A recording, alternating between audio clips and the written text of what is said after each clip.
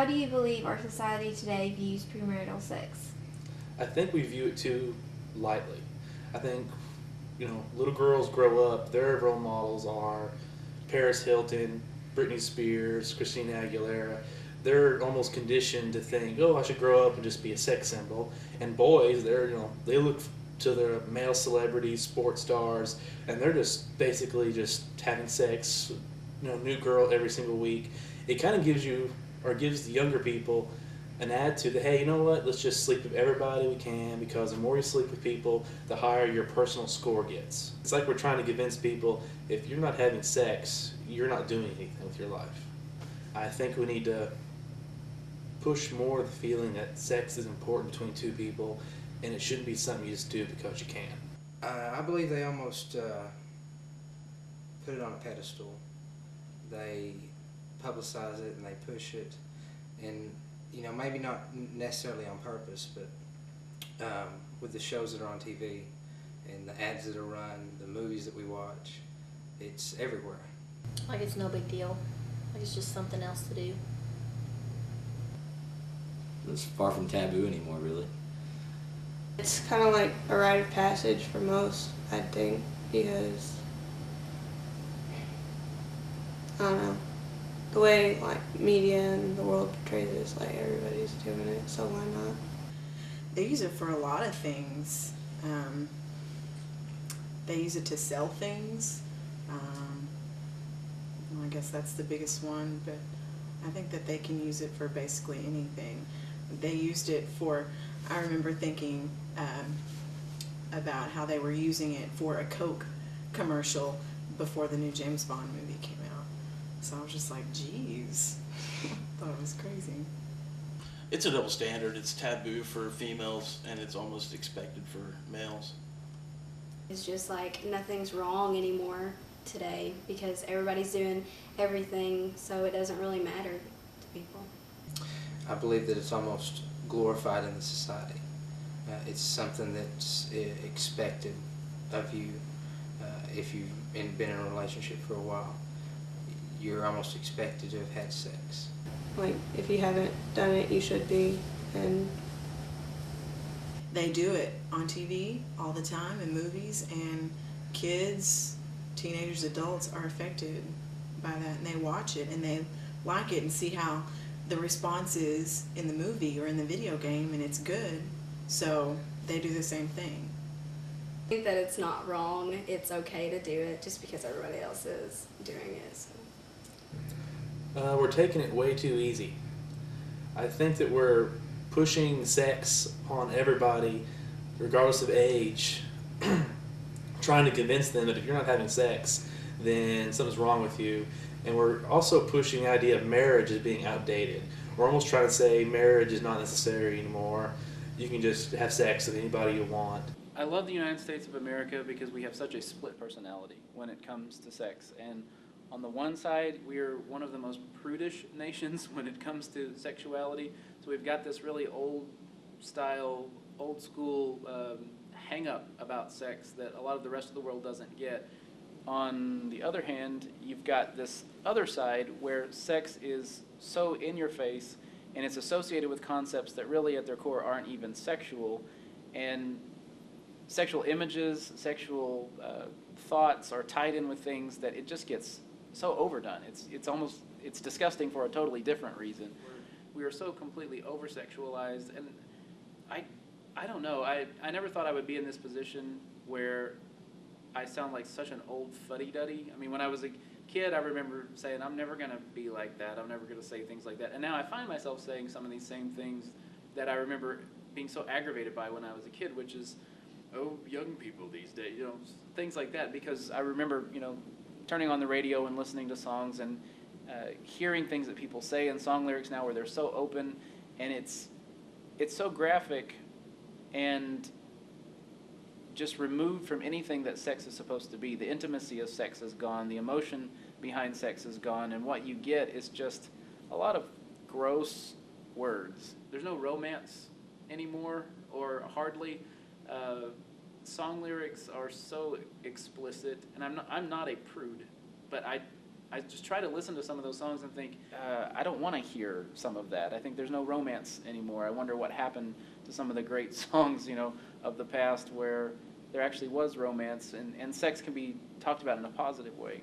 And that's what I hate about pop culture in that sense, is that it's turned sex into something so mechanical, and it's not even immoral anymore, like evil and wicked. It's amoral. It's like there's no any judgment about it, good or bad. It's just, it's so in your face, and it's associated with things that aren't even sexual at their core, whether you're selling a product that has nothing to do with sexuality, but you're going to pull sex in to sell it. And it gets so overdone that it's sad. You take something that's supposed to be so beautiful and so wonderful, like the sexual experience, and you get so much of it attached to things that aren't sexual that you just get sick of sex. And that's a shame when you get sick of hearing about it. You get sick of looking at images because it's so overdone. But then the problem is when you try to run to the other side for help with that issue, all you get is, no, we don't talk about that. We don't want to think about that. And there's very little in between where people have a chance to think about or talk about sex in a healthy way. It's either disgusting because it's in your face, or it's disgusting because we still have hang-ups about it. So that's a very sad thing about American culture today, I think. Do you feel like there's a double standard when it comes to guys and girls about premarital sex? Absolutely. No. It's just expected of a guy to be able to go out and basically spread his seed in a sense. Girls are supposed to be the under a guy's rule, so they're always going to be there. They need to be a virgin, so whenever they get married, they're the only guy, their husband's the only guy they've ever been with, and everything. And a guy, needs more experience in a sense. Definitely, because if a girl has sex more than I don't know what the number would be, 6 times, she's a slut. It's okay for guys to go out and have sex with about 5 or 6, 10 girls, whatever. If a guy says, I've had sex with 2 dozen women, his friends and other people are like, wow, he must be amazing. If a girl says, I've had sex with 2 dozen guys, everyone, her friends and other guys will say, wow, she's a slut. Maybe not as much as they used to, but I think there's definitely that division. It's according on what era you were born, I guess. Who looks down on it, who doesn't. It's like a game to them, a notch in their belt. And if a girl has sex with one guy, she's a slut. Social, stigma. If a girl has multiple sex partners, she's considered a whore.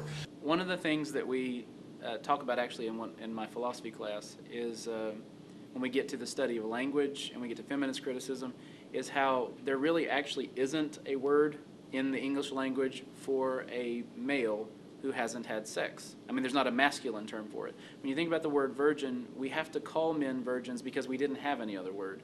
And so technically virgin, it's a female. And so now when you talk about boys who haven't had the sexual experience, we have to call them virgins too. But I think it says something about our culture that we don't even have a masculine term for a boy who hasn't had sex. So there's almost that assumption that he probably has before he's married, whereas girls, not only is the assumption that she hasn't, but there's an expectation that she shouldn't. And where I think this is actually pretty devastating, or it can be if you're not careful how you work that into the church, is one of my students in philosophy was talking about she and her friends, they had grown up with the abstinence mentality and were very supportive of it. They agreed with it too, and they actually had all managed to abstain before they were married. And she said, well, you would think that now that they were married, they would be having these very happy, healthy sexual relationships. And she said, but what was happening is they were calling each other and sharing these feelings about how guilty they felt now. And they said it was really weird to go from a place in your life where you're told, don't do it, don't do it, don't do it, don't ever do it, don't even think about doing it. And then overnight, as soon as you say your wedding vows, now they're telling you, no, do it all the time. Do whatever he wants. Please your husband. Have this really healthy part of your life. And they said, this shift all of a sudden, it had almost been like they were made to feel dirty or bad about sex or their sexual thoughts, and they were supposed to repress them or not think about them. And now suddenly they're supposed to be thinking about them all the time just because they're married, and that was a very awkward adjustment for them. And she said many of her friends were calling and struggling with feeling like they were doing something dirty, and these were married girls who had abstained until they were married. And thinking of that double standard, I think there's sadly even a double standard in churches. I don't have any research or statistics to back this up, but just based on what I've experienced myself growing up around church, and I believe that, let's say you've got a church youth group, and it turns out that they're all trying to abstain, but one of the boys, it doesn't work out for him. You know, he ends up having sex before he's married. Of course, the church is not going to support that, and they're not going to have that same attitude that some people have, which is, yeah, he's really studly, or he's, you know, what a great guy. But even though they're looking down on what he did, I think they would be much more apt to bounce back and forgive him and move on and justify it by saying, well, okay, no, it wasn't good, but, you know, he is a boy, and, you know, about boys' feelings and boys' sexual desires. Whereas if a girl in that same youth group were to fail to abstain, I really do think you would have a tendency for people within the church to come down a lot harder on her and to not forgive her quite as quickly, or even in their minds to label it and wonder, well, why couldn't she wait? We can understand why the boy wouldn't wait, because, you know, boys have desires, but surely the girl, I mean, she doesn't have those kind of desires, or at least they're not as strong, so there's more of a tendency to punish her, even subconsciously, for what she did, I think. You know, it's the Christian response to how sexualized the world has gotten.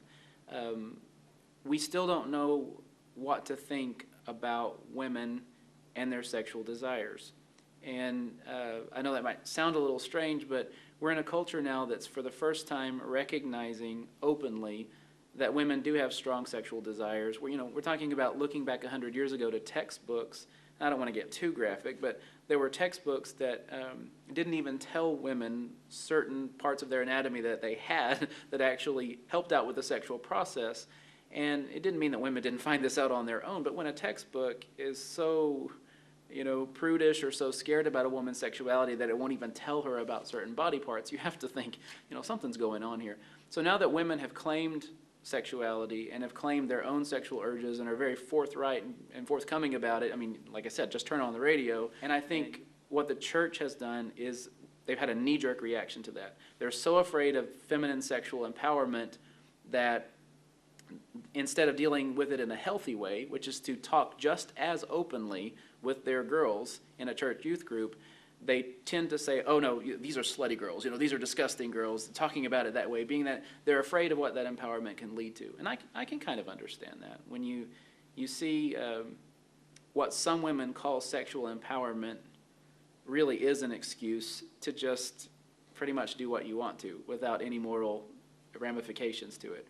So I can understand the hesitancy, but I think it's very sad. I think we're doing our Christian girls a disservice, especially, because that knee-jerk reaction to what this new kind of female sexual empowerment is, I think, leading us to go the opposite way, which is to get very prudish with our Christian girls and not talk openly with them and not talk genuinely with them about this issue, and we are not preparing them. We're either making them feel guilty, making them feel dirty, or setting them up for actually an unhealthy sexual relationship after they're married. With our boys, I don't know that we've ever done a good job with our boys, to tell you the truth.